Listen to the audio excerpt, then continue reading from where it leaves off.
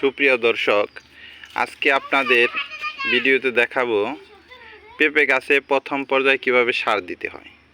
পেঁপে গাছে 15 থেকে 20 দিন রোপণের পর তাকে প্রথম পর্যায়ে সার দেওয়ার জন্য পেঁপের যে পাতাগুলো রয়েছে তাহার সাইড দিয়ে আমরা এরকম কাঁচি দিয়ে কুপিয়ে নিব, সুন্দর করে রাউন্ড আকারে নিব।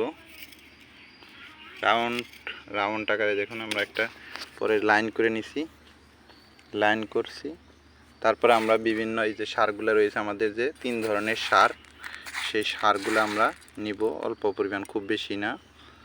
এটা গর্ত দিয়ে আমরা ঠিক এভাবে এই লেভেলে আমরা দিয়ে দিব, দেখতে পাচ্ছি। বাস, তারপরে আমরা একটু সুন্দর করে মাটি দিয়ে ভরাট করে দিব।